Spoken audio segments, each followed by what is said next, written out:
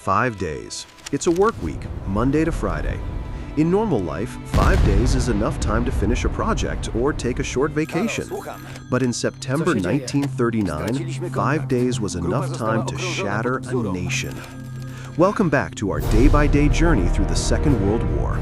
Today is Tuesday, September 5th, 1939. If the previous 4 days were defined by shock and confusion, day 5 is defined by realization.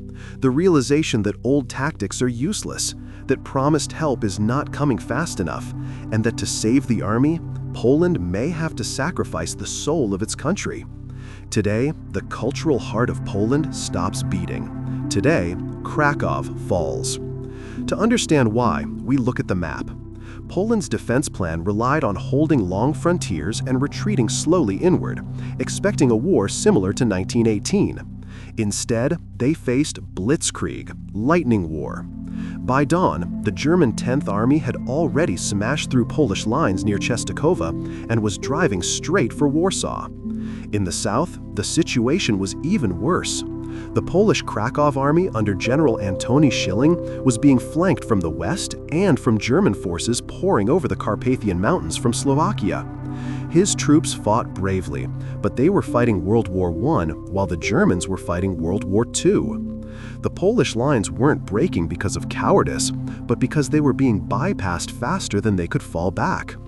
On the morning of September 5th, Schilling gave the hardest order possible. Kraków must be abandoned to avoid total encirclement. To understand the weight of this loss, you need to understand what Kraków represents.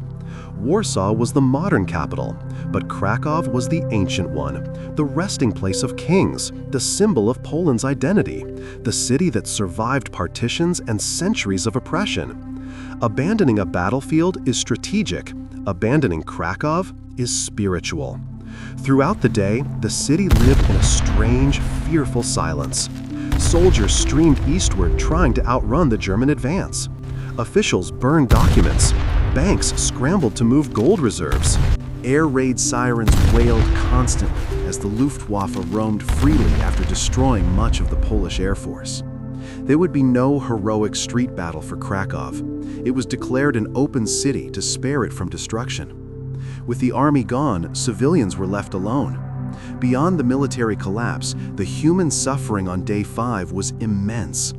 Roads across southern Poland were clogged with civilians.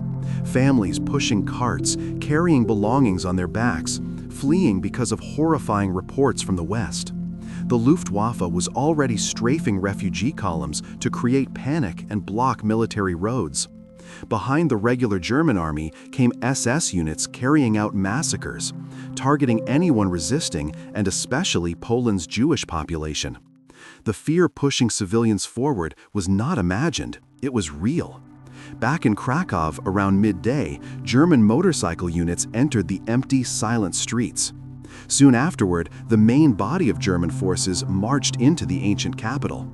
There were no crowds, no resistance, just a terrified quiet. By afternoon, the swastika flag rose over Wawel Castle, signaling 6 years of darkness ahead. Meanwhile, the world watched. In the United States, President Roosevelt issued statements confirming American neutrality. In Britain and France, armies mobilized, but action was minimal. The promised relief attack against Germany never materialized. Poland was dying alone. As the 5th day ended, the Polish High Command admitted that the border war was lost. The army was ordered to retreat to the Vistula and San rivers for a last stand, but the German advance was too fast and the Polish forces too exhausted. The fall of Kraków made one truth clear to the world. This was a new kind of war, one fueled by speed, terror, and total conquest. With Poland's heart taken, the Germans now turned towards its head, Warsaw. The nightmare would only grow darker from here.